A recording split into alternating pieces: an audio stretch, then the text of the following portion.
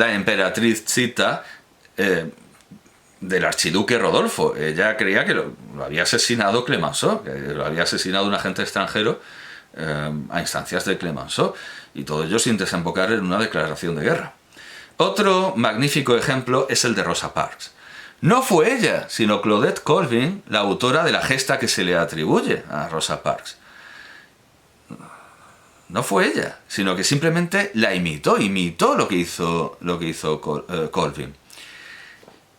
Y la imitó, y no glorificaron lo que ya estaba hecho, porque a Martin Luther King Jr., que era un conservador, decían, era un socialista, vamos a ver, era un pedazo de conservador para ciertas cosas, era un pastor. Pues Martin Luther King, Martin Luther, ¿verdad? Martín Lutero el Negro. Siempre me hace mucha gracia a los curas que predican contra la Reforma y advierten que cuando hablan de Martín Lutero están hablando del líder de la Reforma, no de Martín Lutero King, el famoso negro. Bueno, pues estamos hablando del famoso negro.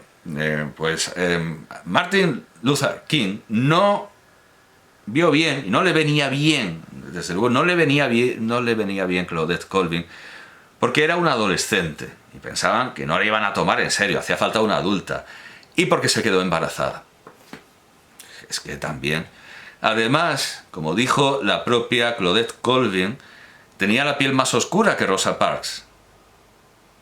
Una negra menos negra era más tolerable. Y además se negó a alisarse el pelo, es que iba ahí con todo lo afro. Era una negra demasiado negra, ¿no? Encima joven y encima embarazada, ¿no? ¿Dónde iba? No cuesta intuir que el ascenso de Jordan Peterson, un docto profesional psiquiátrico y hombre de familia, frente a Yiannopoulos en los debates con progres universitarios descerebrados, tiene algo que ver con este conservadurismo entendido como conservación de las apariencias.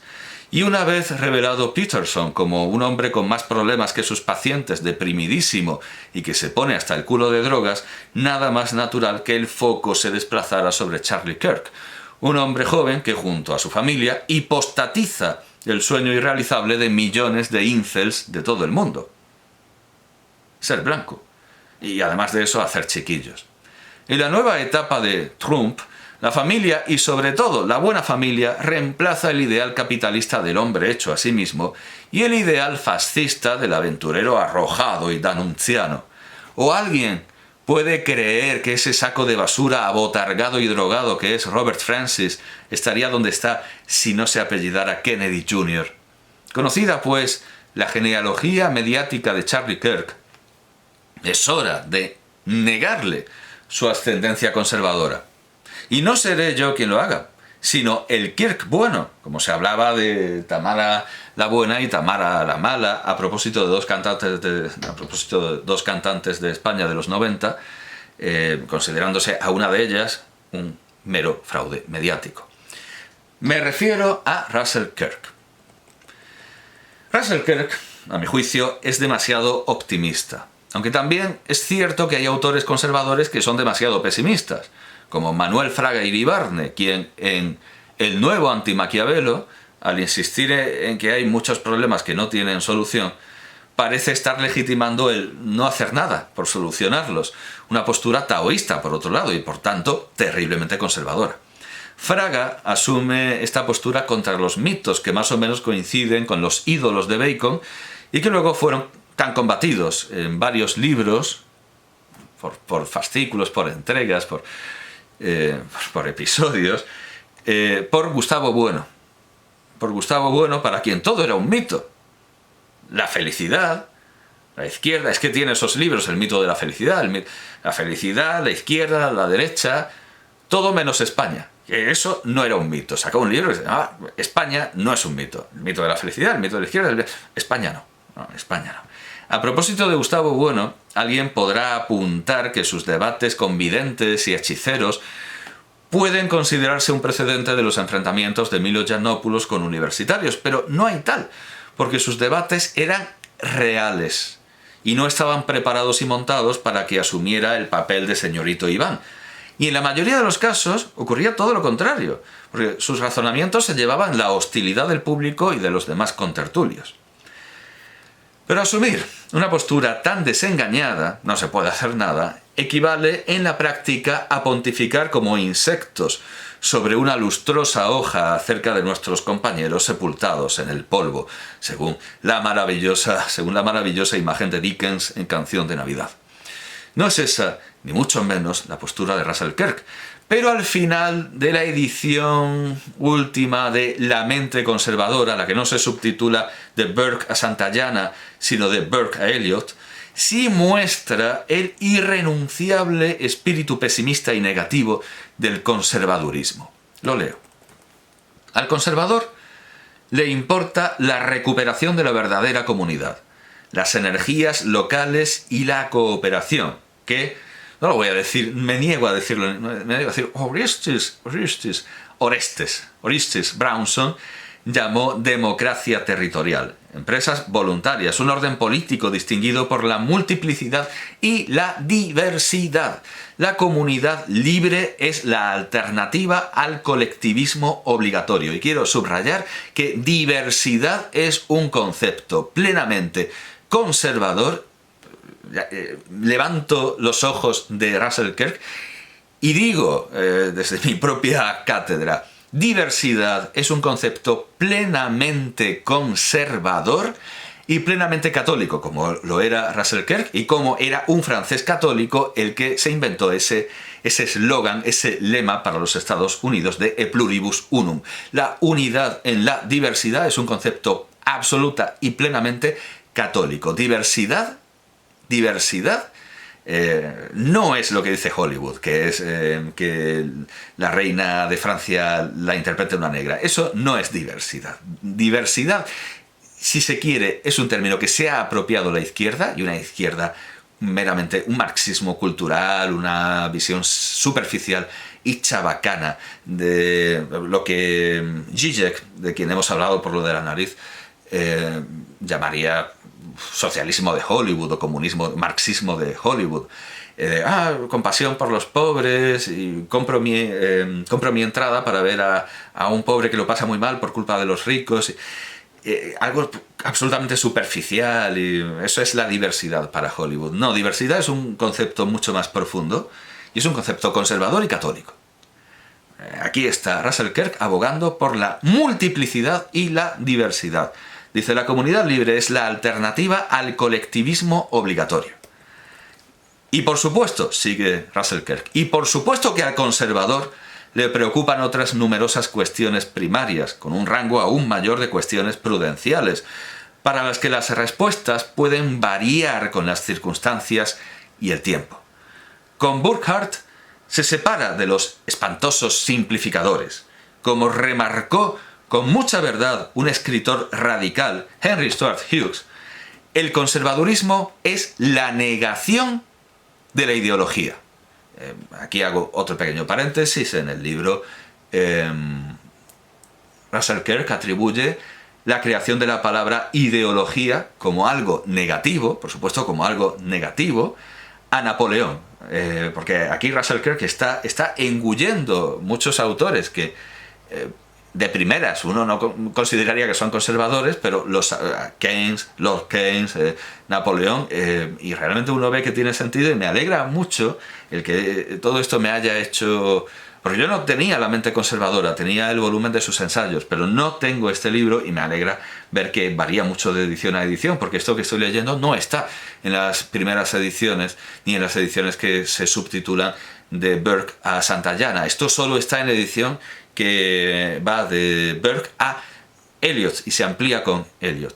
Bueno, pues yo antes de todo esto estaba ordenando mis libros y en mi sección de filosofía política pues tengo un magnífico estante para comunistas, otro para fascistas y nazis, y por encima de todos estaba llevando los libros liberales, el liberalismo. Y entonces me vi que en el liberalismo estaba Locke, estaba Hume, estaba Adam Smith. Eso no chocará a nadie, ¿verdad?, que esté Adam Smith, pero también llevé a Burke, también llevé a Edmund Burke, pero por supuesto también a Tom Paine, a Thomas Paine. Detrás puse a Fouché y a Talleyrand y a Napoleón, y en un momento me veo metiendo ahí a John Maynard Keynes, y digo, también, liberal.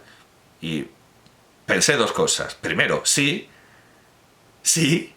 y segundo, en comparación con lo que hay debajo, no veas. Claro, aquí todos son demócratas, abiertos, antiesclavistas, aunque curiosamente unos menos que otros, porque algunos estaban en contra de la esclavitud pero tenían esclavos, y me refiero a Adam Smith y a Hume, que hicieron ahí un negociete, al igual que Voltaire, que es algo que le reprocha Menéndez y Pelayo.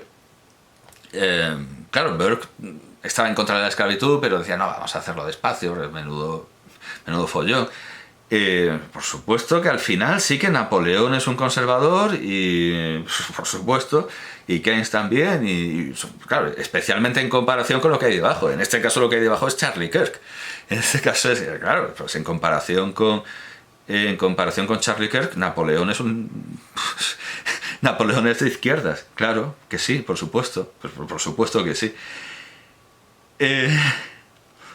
Bueno, claro, es de izquierdas en comparación con Charlie Kirk, pero claro, es un demócrata, y es un liberalón en comparación con estos republicanos, que no tiene nada que ver con los republicanos de antaño, claro. Digamos que ha habido un... Sigo con Russell Kirk, pero quiero subrayar esta frase que encima demuestra dos cosas. Bueno, demuestra una cosa importantísima. Bueno, que lo que dice es importante, y por eso lo voy a repetir, pero que él lee de todo, y lee a todos los autores, que es algo que no hacen demasiados polemistas, ni no hacen demasiados predicadores y convencidos que intentan convencer.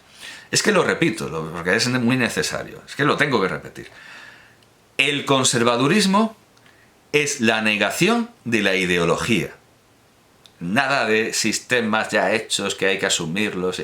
Es que piensas sin sistema. Es que lo repito una vez más, por si alguien no ha encontrado toda la riqueza, por si alguien no ha picado en toda la riqueza que hay en esta...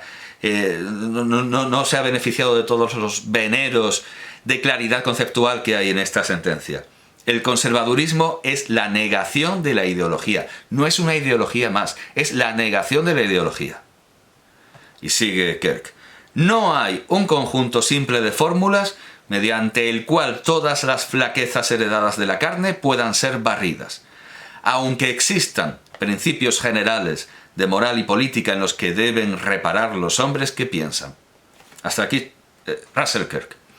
Nos parece oír a Erasmo cuando al principio de su diálogo de la recta pronunciación del latín y el griego, y notando los muchos vicios de la enseñanza de los que ya hablamos en la disertación titulada El problema de la universidad es la universidad, reconoce que las reformas de su amigo Colet no salieron bien. Dice, bueno, y tu amigo que intentó solucionar los problemas lo consiguió, y dice el personaje al que le pregunta, claro que no representa necesariamente a Erasmo, dice, no. ¿Y salió bien? No. ¿Para qué te voy a engañar? No salió bien. Y también dice Erasmo que quien quisiera sustituir la universidad por algo nuevo que se le ocurriera no tendría tampoco la garantía de que le saliera bien. Así que lo que propone es ir haciendo remiendos siempre que se pueda. Que bueno, es esa idea de Burke de, bueno, sí, evidentemente la esclavitud es un crimen, pero bueno, levantarla así de... Vamos a ir poco a poco, porque sí que es un crimen, pero... Vamos con calma. Claro, alguien dirá, un crimen no puede perpetuarse un día más, y tendría razón, pero precisamente es que esto es lo que propone el conservadurismo, que no hay una solución no hay un conjunto de soluciones perfectas, que todo es discutible, vamos a ver, que unas veces estará bien y otras no, es que de eso es de lo que estamos hablando. Así que cuando Burke dice, no, abolición paulatina, pues es discutible. Si un socialista o un derechista dice abolición inmediata o abolición paulatina, pues nadie le va a rechistar, nadie se va a preguntar si eso está bien o mal. Y ese es el problema, A quien desde luego no oímos cuando escuchamos a Russell Kirk es a Charlie Kirk. no oímos a Russell Kirk en Charlie Kirk, sino a uno de esos espantosos simplificadores. He visto multiplicarse al típico seguidor suyo en Vox o el PP, haciendo el ridículo no solo para quien no lo sepa, el PP es el Partido Popular de España, es un partido conservador, aunque cada vez menos. Esto es algo que vio Gustavo Bueno en el mito de la derecha. O sea, que la derecha ya no existía, porque la izquierda lo era todo ya. Pero claro, eso lo discute esta nueva derecha, en la que hay un discurso exotérico que parece afín al de la derecha convertida en izquierda, pero que tiene un discurso esotérico que es más conservador que el antiguo régimen, con lo cual ya no es conservador, es como una especie de revolución conservadora, y no en el sentido en el que esto existió en la Alemania de los años posteriores a la Primera Guerra Mundial. He visto, ya lo digo, a muchos de Vox y del PP haciendo el ridículo, no solo comprándole coronas de flores y montando retratos suyos en cartón pluma, cuando no creo que hayan hecho nada parecido por su propio abuelo, sino compartiendo un vídeo titulándolo "Lo mataron por esto". En el vídeo, Charlie Kirk dice que, efectivamente, todo es muy simple. Él quiere que todos seamos cristianos, aunque nos deja ser de la raza y del color que queramos, o sea, podemos ser negros, eso está bien, pero que seamos cristianos y que formemos una familia y tengamos hijos. Nada de multiplicidad ni diversidad, sino un colectivismo que da la razón a El cuento de la criada de Margaret Atwood al imaginar en Estados Unidos el correlato occidental y cristiano de la República Islámica de Irán. Antes de hacer esta caracterización del conservadurismo, Russell Kirk, esta caracterización del conservadurismo que hemos visto, el conservadurismo es la negación de la ideología.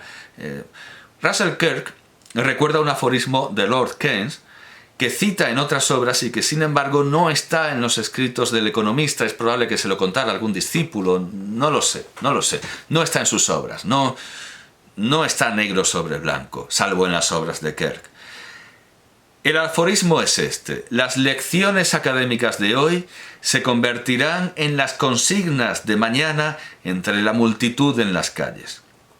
Russell Kirk, curiosamente, lo ve como algo positivo y extrañamente parece no entender el lenguaje de Keynes, explicando que lo de hoy y mañana es una hipérbole y que para restaurar el pensamiento conservador harían falta unos 30 años. Veo a Keynes mucho más conservador que Russell Kirk, porque la cita más parecida a este aforismo es esta de La teoría general del empleo, el interés y el valor, de 1936, que dice así: las ideas de los economistas, es una cita muy conocida, pero no muy conocida en su forma completa. Las ideas de los economistas y los filósofos políticos, tanto cuando tienen razón como cuando se equivocan, son más poderosas de lo que comúnmente se entiende. Más poderosas de lo que comúnmente se entiende. Ciertamente, el mundo está gobernado por pocos. Los hombres prácticos, que creen estar bien exentos de influencias intelectuales, son frecuentemente esclavos de algún economista difunto. Los locos en el poder que oyen voces en el aire, escribe en 1936, los locos en el poder que oyen voces en el aire destilan su frenesí de algún garrapateador académico de unos pocos años atrás. Hasta aquí, Lord Keynes, John Maynard Keynes. El problema que plantean Milo Yiannopoulos y su última y difunta mutación, después de cuyo óbito Yiannopoulos ha anunciado su regreso, es que con ellos lo académico no sale de los claustros para convertirse en consigna, sino que son las consignas simplificadas las que invaden los claustros, sustituyendo la tradición erudita de las que están llenas las obras de Burke, Keynes o Kirk, el bueno, Russell Kirk. Ese raspado de autoridades que, como expone Keynes, es imposible porque siempre hay un pensador escondido, parece que solo ha dejado en Charlie Kirk, agazapados entre unos matorrales, a los utilitaristas, ya que sostenía que el que unos pocos mueran en tiroteos violentos no debe condicionarnos con argumentos falaces y sensibleros en contra de la conveniencia de que cualquiera pueda tener armas, y sin esa limitación que proponía Reagan, que tenga las armas que quiera, que tenga rifles de asalto, que tenga un carro antiaéreo. Eso es libertad. En la mente conservadora, Russell Kirk emplea a Lord Keynes, en este caso Lord Keynes de las dos memorias, emplea las dos memorias de Keynes para definir el utilitarismo. Lo que dice Lord Keynes: lo veo ahora como el gusano que ha estado royendo las entrañas de la civilización moderna y es responsable de su actual decadencia moral. Veíamos a los cristianos como a los enemigos porque aparecían como representantes de la tradición, la convención y el abracadabra, hocus pocus, dice en el original. En verdad, era el cálculo bentamita, basado en sobrevalorar el criterio económico, el que estaba destruyendo el ideal popular. Hasta aquí Lord Keynes. Russell Kirk recuerda que para Keynes la reductio ab absurdum del utilitarismo de Bentham se conoce como marxismo. Lo que nos deja, sí, con la evidencia de que Charlie Kirk, que clamaba contra el marxismo cultural, no vendía otra cosa que, precisamente, un marxismo cultural desprovisto de la compasión de Marx por los proletarios y comparable a ese ateísmo católico desprovisto de misericordia y que solo sirve como tónico nacionalista, un uso que el católico Russell Kirk atribuye a los anglicanos, deplorándolo y afirmando que no le sirve Dios si no es el fin, sino un medio. Para Charlie Kirk, como para Billy Graham y otros predicadores con banderitas, y es un decir porque a veces eran banderas como un pueblo de Murcia, Dios no era más que un medio de producción, además, un medio de vida. Afortunadamente para los Estados Unidos, el libro de su premio Nobel Sinclair Lewis, No puede pasar aquí, no ha funcionado como profecía, más allá de lo que nos pueda sorprender la repetición del pasado. Creo que no muchos de los que abogaron por cambiar el nombre de lo que allí llaman patatas francesas por patatas de la libertad sabían que la idea era vieja y que Lewis la ridiculiza en esta obra de 1935. Pero sí hemos asistido esta semana a la pasión, muerte y resurrección de un nuevo Elmer Gantry, y serán muchos más los que vengan ante la impotencia de los pensadores críticos. También esta semana, ya en su final, el Papa se ha alzado contra la impotencia, contra el grave problema de la impotencia, es decir, aquella ante los problemas en la que parecía escudarse el nuevo antimaquiavelo de Fraga. Porque hay muchos pensadores críticos, sí, pero pocos son personajes públicos. En Francia está Houellebecq, tan osado y arriesgado como para decir que la pedofilia está mal. Bueno, sale ahí Houellebecq en Los Incorruptibles y no, vaya ocurrencias que tiene, decirle a los parisinos, decirle a los franceses que la pederastia está mal. O en Estados Unidos, ¿qué tenemos? Pues lo más remotísimamente parecido sería Noam Chomsky, con todos sus errores. Stephen King, cuyos libros se han hecho famosos por películas que no tenían nada que ver con ellos, no ha sorprendido a nadie creyendo que un vídeo de Charlie Kirk leyendo una cita bíblica expresaba directamente sus propias opiniones y no la del agiógrafo. Y Joyce Carol Oates ha demostrado ser una anciana desequilibrada que vive con una gata, publicando una foto de esta y un soliloquio que intentaba remedar pobremente mi primer comentario al conocer el asesinato y haber buscado yo de manera inmediata cuáles habían sido sus últimas palabras, determinadas por la voluntad del francotirador. Al saber que su último mensaje fue vincular los tiroteos en masa con las personas transgénero, sean lo que sean, pregunté con toda sinceridad: ¿se sabe si fue un transgénero? Al menos habría probado su punto. A diferencia de mí, Oates ha tenido que hacer explícito que no se alegra del asesinato de Charlie Kirk. Otros muchos, en cambio, han hecho explícito lo contrario, recuperando la canción de El Mago de Oz de Victor Fleming, La bruja ha muerto, cuyo corte fílmico publicó en sus redes una infinidad de malas personas cuando murió Margaret Thatcher. Le pregunté a una de ellas, una amiga culta, química, violinista, polímata, cómo podía caer en la bajeza de la masa, e intentó una respuesta basada en la teoría de los dos cuerpos del rey expuesta por Kantorovich, o quizá más cercano, el final de Novecento de Bertolucci. Todo aquello no iba contra el ser humano, contra la mujer Margaret Thatcher, porque claro, encima esto sería machista, sino contra la primera ministra. Aunque, llámenme loco, el mensaje "la bruja ha muerto" me sigue pareciendo demasiado personal y específico. Como la historia se repite, primero como tragedia y luego como reboot, en esta ocasión han compartido una nueva versión de El Mago de Oz con muchos más colorines digitales, diversidad y wokismo.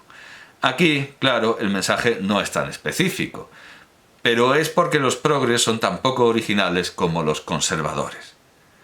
Casi todos los hispanos que se dicen fascistas, con, yo diría, la única excepción del joven Francisco de Lizardi, que además se hace maoísta cuando quiere, son en realidad trumpistas, cabezas de rana que croban con el nombre del dios egipcio Kek.